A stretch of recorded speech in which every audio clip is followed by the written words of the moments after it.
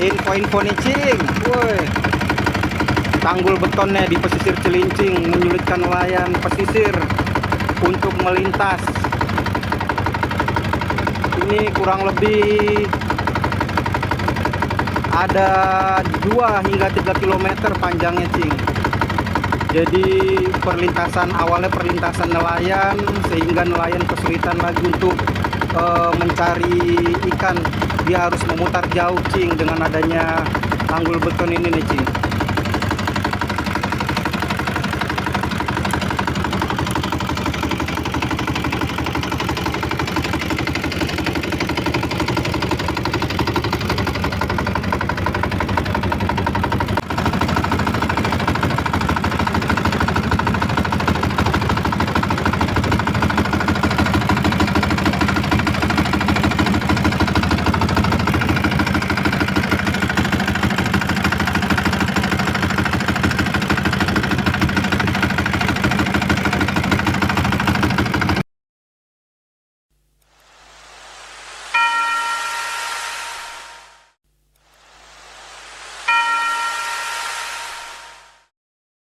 Jurnalis cilik.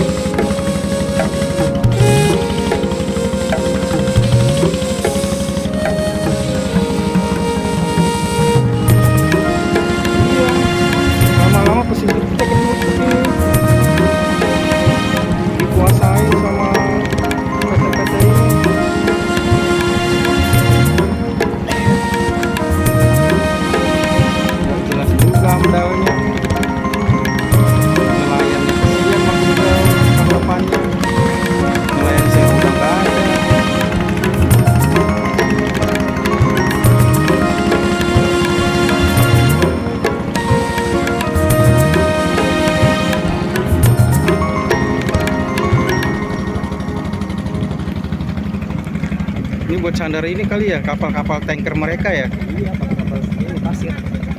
Ya Allah, batu bara ya, pasir ya?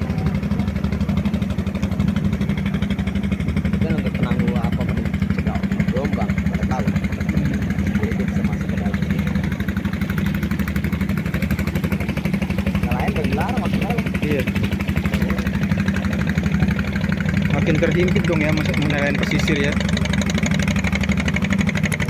Ini namanya pagar beton, kalau kemarin pagar bambu. Ini beton. Pembangunan pagar beton di pesisir Kalibaru Cilincing, Jakarta Utara.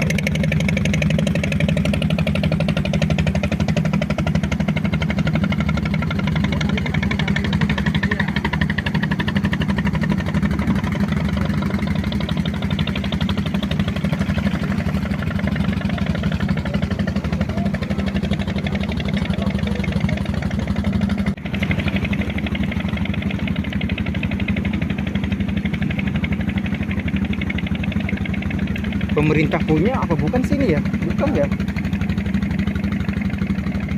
ACN. KCN ya.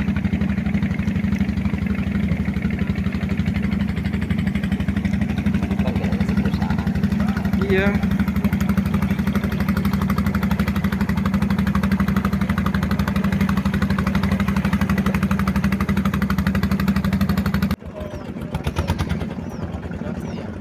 Kira-kira ada berapa bagan itu?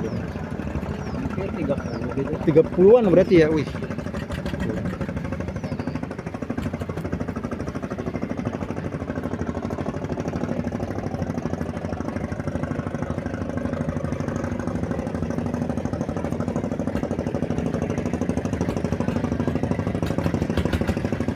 Awas tabrak, awas tabrak. Tabrak, bu. Awas, awas. Perkenalan diri, namanya Daini siapa tuh? Oh, saya Muhammad Tahir. Kebetulan selama ini memang saya istiqomah di pesisir, konsentrasi memperjuangkan masyarakat pesisir Teluk Jakarta. Salah satu perjuangan yang sudah kami lakukan yaitu salah satunya menyetop reklamasi Teluk Jakarta, yang alhamdulillah sampai hari ini nelayan-nelayan kita, saudara-saudara kita di Teluk Jakarta masih bisa melaut dan bisa menjalankan kehidupannya seperti biasa. Yang kedua, memang saya merasa aneh aja terkait masalah di Teluk Jakarta ini. Setelah terjadi penyetopan reklamasi Teluk Jakarta yang 17 pulau yang direncanakan yang hanya jadi 4 pulau, dan itu pun dari 4 pulau itu pun sebenarnya ada hak-hak nelayan yang sudah kita sepakati terhadap Pemprov DKI, yang mana pulau yang sudah ada mestinya 30% dari daratan yang ada, pulau yang ada itu diberikan kompensasi untuk masyarakat pesisir dan nelayan. Tapi fakta yang terjadi hari ini malah wilayah tersebut itu menjadi wilayah privat, menjadi wilayah komersil. Artinya ya kita pun tidak bisa melawan istilahnya hal-hal yang seperti itu. Berkaitan dengan istilahnya isu perkembangan di Teluk Jakarta sampai kawan-kawan di wilayah Banten sekalipun kemarin sempat viral. Itu pun menurut kami di wilayah Banten sana itu tidak terlalu ini, karena di sana sudah terjadi pemancangan, memakai pemancangan alat bambu. Tapi yang terjadi di Teluk Jakarta salah satunya yaitu pembangunan pelabuhan KCN saat ini itu udah bukan lagi bambu tapi betonisasi yang sudah dilakukan oleh pengembang. Sementara kami pun bingung, ini ibu kota negara yang mana pemerintah pusat pada saat sangat berdekatan itu seakan-akan beliau ini tutup mata. Ini satu kejanggalan. Memang beberapa waktu lalu kami sempat advokasi, sempat memprotes istilahnya pembangunan KCN, karena pada saat itu memang sangat berdampak terhadap masyarakat nelayan, khususnya masyarakat saudara-saudara kita, anak-anak kita yang jadi korban di sana. Karena kenapa? Di sana ada pelabuhan, salah satunya pelabuhan Curah untuk batu bara, itu membuang limbahnya, debunya itu tanpa ada halau, dan debunya itu langsung ke masyarakat. Pada saat itu sempat kami ada keberhasilan sampai KCN itu ditutup. Tapi hari ini berjalan lagi, entah seperti apa itu bisa dibuka kembali. Yang jelas kita tidak tahu siapa yang bermain di ranah ini. Artinya memang saat ini kawan-kawan nelayan semakin terhimpit, khususnya masyarakat nelayan dan nelayan di Teluk Jakarta. Daeng, itu kan yang baru itu kan jauh ya letaknya dari yang beton itu kan jauh letaknya dari KCN ya Daeng ya, di luar KCN berarti kan. Itu sejak kapan sih pembangunan beton yang menjorok ke laut itu Daeng? Sebenarnya yang pertama menjorok ke laut, yang dilakukan oleh perusahaan minyak yang di Marunda sana itu, perusahaan minyak Sasa lah. Itu ya dia mencaplok dulu, tapi itu masuk di wilayah Jawa Barat. Dan itu sudah jadi. Sekarang ini KCN perencanaan dia akan membangun tiga pier pelabuhan yang akan menjorok ke laut. Menjorok ke laut, sementara wilayah yang dipakai itu adalah wilayah area tangkap nelayan. mereka tidak memberikan solusi kita sebagai nelayan-nelayan tradisional.